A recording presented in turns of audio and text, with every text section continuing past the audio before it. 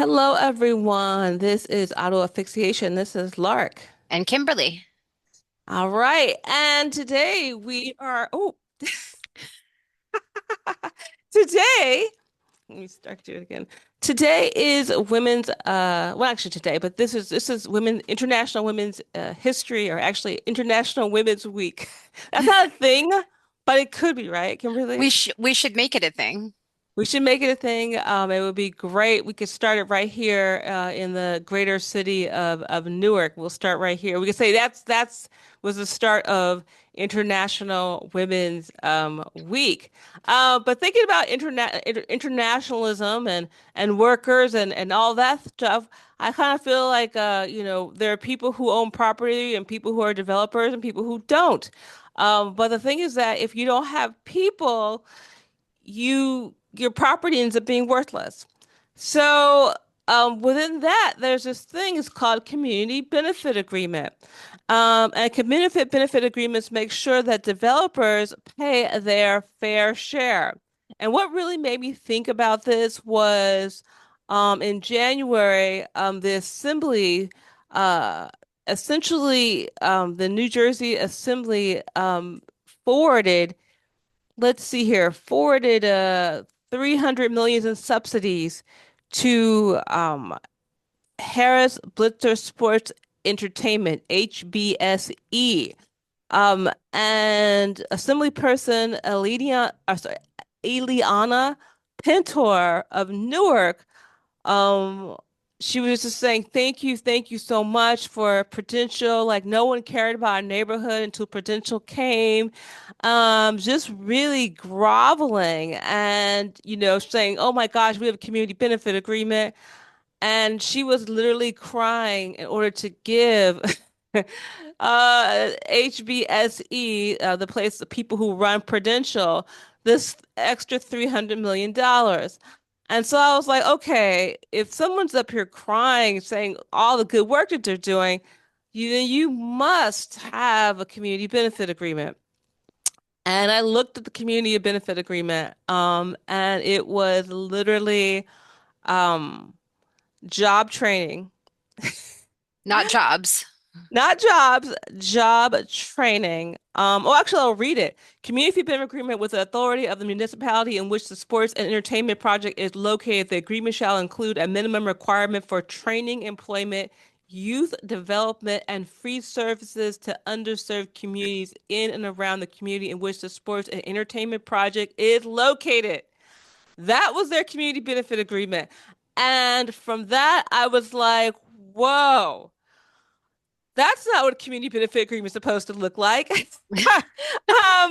That would be like, you know, getting married, and the man moving to your home, and you kind of gave up your career so you could take care of this person's home, and then them essentially, you know, giving you nothing for it. Like you have to be like a slave in the house. And like they're not even giving you like if you guys broke up, it's like, oh, I don't have to do anything. So that was such a small amount. And so across New Jersey, Jersey City, um, and Newark and even in like places like Montclair, even like East Orange, it's like this, like who, when a project, a developer comes, we're supposed to benefit from it too. Um, In in fact, it's New Jersey law. It was part of the New Jersey Economic Recovery Act, which was signed into law in January of 2021. And that's from njfuture.org. And a direct quote from it is CBAs are required for projects with a total upfront project cost of 10 million or more and will constitute a tri-party agreement between a business, a municipality or county, and the NJEDA. So this is New Jersey state law. yeah. So I mean, so this is probably why they're trying to do it now, or doing it, having a standard. I guess the thing that now I really want to know is, you know, okay, it's a legally binding contract. People negotiate, but the thing is that I think about the benefits are often. Oh, this is how I'm actually from the place that actually had the first, okay, one of the first major community benefit agreements that actually benefited people. So like for me, my frame of reference when I hear community benefit agreement, I think affordable housing. That was I the think Staples Center, right? yeah, the Staples Center. Yes, the Staples Center, but that's where it's in Los Angeles, where like the Lakers play. Used to be called the LA Sports Arena. I think now it's the crypto Oh, arena. okay. Yeah, I know, very strange. But at the time it was called the Staples Center. But for when I think about community benefit agreements, I think affordable housing, local hiring requirements, park and public space. You get park space, like real park space, transit improvements, like like the blue line and the light rail, environmental mitigation, school funding, or community services. That's pretty substantial. Like, Prudential, they keep saying we bring in all this economic activity, we bring all this economic activity in. This is the case I was talking about in regards to New Jersey and us giving the HSBE 300 million or extending a $2 billion subsidy to a 300 million additional dollars. I thought, okay, you're making money. And instead of saying they're making money, you guys should be happy that we're making money. I felt that was like, oh, we're making money, so we should share it with you, or share it with the community. Yeah. They didn't even feel like, oh, they didn't even feel they needed to give jobs to the community. And the thing is that if you have a community benefit agreement without actually having respect for the community that you're negotiating for, you don't understand how how the spirit you could just, you could, when you go somewhere, and you want somebody to volunteer, you could throw them a pizza party, but you could also pay them money. And yeah, technically the pizza party, well, it covers your bases and reimbursement. But is it fair? Is it right? And I think that a lot of times the community benefit agreements in North Jersey, and around like districts 10, district 11, congressional districts 10 and 11, the community benefits I see is there are things that I find to not be something that I desire to see. It is, what I'm seeing. I think about like Newark, and all of the projects that they have going on. I personally feel that um Newark hasn't been as bad. Think about Jersey City and all the projects they had going on, and for there now to be, I'm gonna say $250 million. That sounds, because it is. It's a quarter billion, $250 million, $250 million. Those are both the same, but those are both huge numbers. And I know because Jersey City was Jersey City, it was put under redevelopment because it was like line. So essentially, they just it gave developers all kinds of goodies, and without them having to pay their fair share, through like programs like Pilot and like TIFs are supposed to be better, but all these public-private partnerships that and something you always talk about, which is, you to me talking about Harrison and the 30-year abatement is never too many times to talk about that, because that is a standard number. That was, Montclair will see this week on the 17th, we'll see if their 30-year abatement is going to continue for the Lackawanna Plaza. Personally, I think it will. Um because that's just kind of standard. Go ahead. No, and they're those 30-year abatements drain communities of vital tax dollars. No, it's true. They do. They drain the communities. They take, in redevelopment. I always tell people, like, they take from your schools, and and it's almost like I call it like they use, kind of mob tactics to these communities. They essentially like, you know, they redline community, they starve your community. The people in my community, where I was growing up in LA, they did not want redevelopment. My neighborhood was was nice. So they essentially were like, well, if you don't let us turn your area into a redevelopment zone, we're just not going to give people loans. We're just going to essentially tell businesses not to go to where you live. We'll just tell people that your area is a piece of shit. So, I mean, it's essentially like for a lot of people, I mean, luckily in my community, because of the jobs that people had and because a lot of the people there had been from Louisiana, had been there 5 generations, we were economically powerful enough to resist. But your average community where that is redeveloped or that are under redevelopment, they don't have the kind of resources and time or even the material cushion to be able to say no. So it's not it's they try to make it seem like redevelopment is something that communities want and not something that they do to that hegemony does to push onto communities so they can literally they already stole from the once with the redlining. They want to steal again. Yeah. They're like, we want to rebuild, but we don't want the tax because most people, a lot of people don't realize that your local tax dollars and stuff, they go back into the roads, they go back into the schools, they go to our public parks. When you do the redevelopment, instead of that money going there, they go to private businesses. So they Yes. make you, so either they can just strip all the money. So essentially, we're going to redevelop your neighborhood, but we're going to have you pay for it up front. Yeah, And if people like, exactly. yeah, and people, they make it seem like, oh, what you're doing is a benefit. Um, and but the thing is that your representatives have to really truly believe you deserve to be negotiated for. They can't use the redevelopment area where you are from as essentially a dumping ground. There's let me explain. Like places like Montclair and places like Bloomfield, they often have sections that are more economically oppressed, um, and have historically excluded people or marginalized people in a section. So they'll have a redevelopment zone.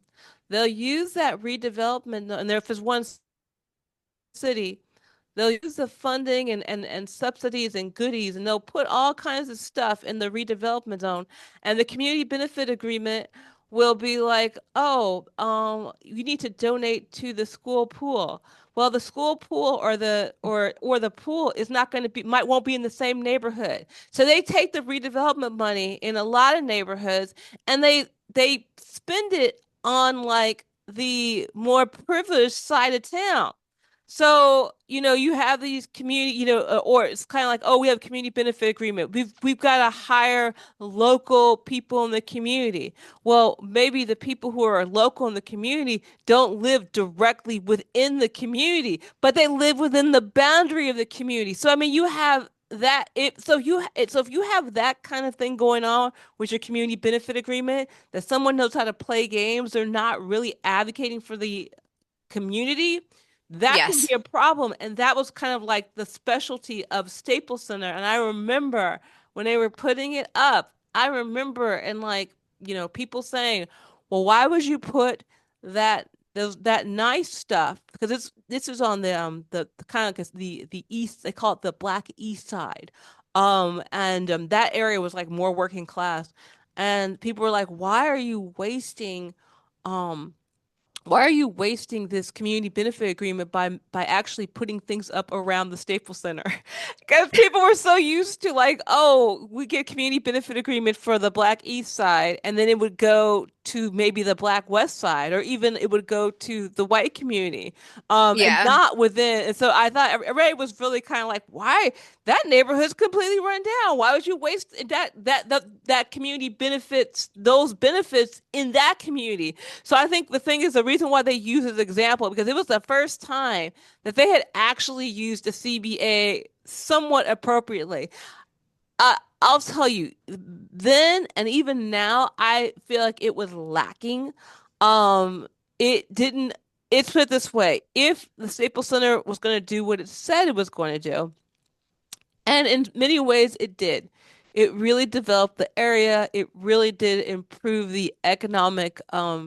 the economic diversity of the community, like activity. You gotta have a diversity of economic activity going on. You can't just have all restaurants or all factories or whatever. So it really, broadened the economic activity that was going on in the area. But I think one of the flaws of the community benefit agreement was it was like if you are creating this situation where you're actually making a neighborhood um more desirable, and you're raising the people who live there now are going to benefit. If you have some kind of agreement and the agreement's like 30 years, those kids of that development are going to be better off. So when you have, okay, if they stay, but this is how it happens. This is how these weird community benefit agreements work.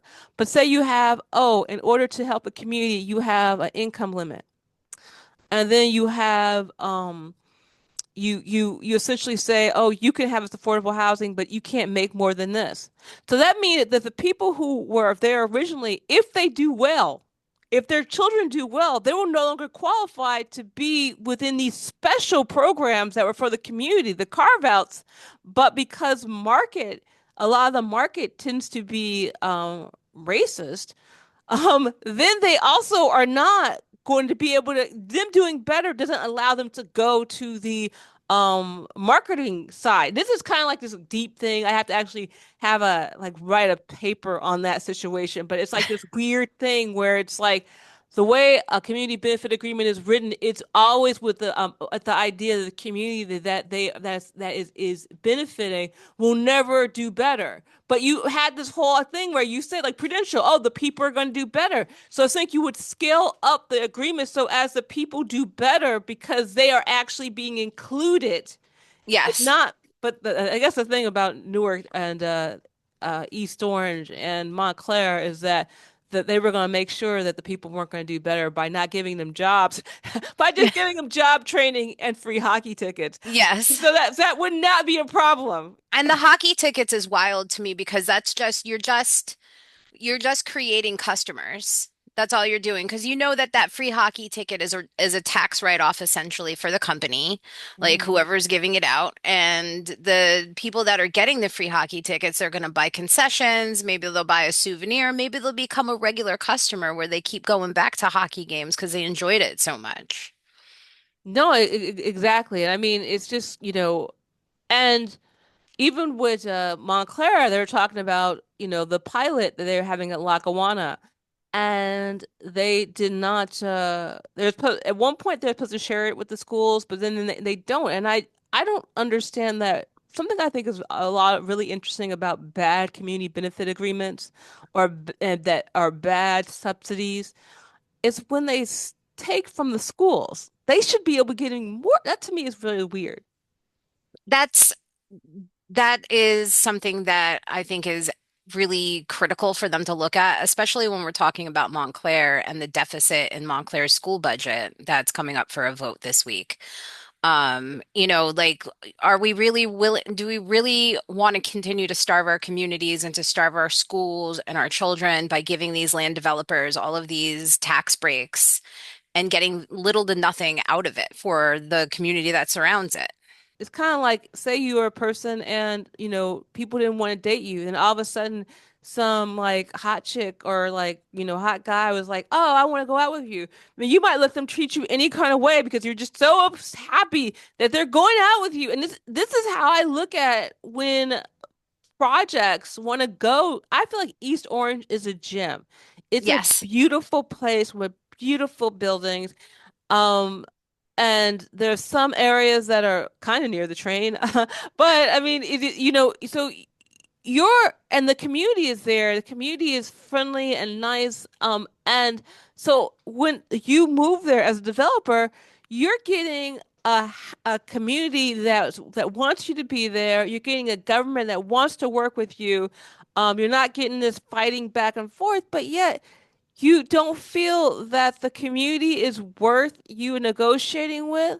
But this is again, this is so about our representatives, but I'm not going to say about our representatives.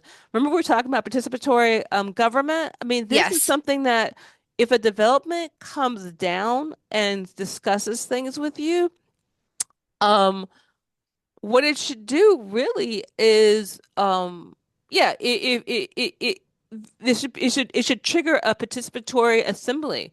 Yes.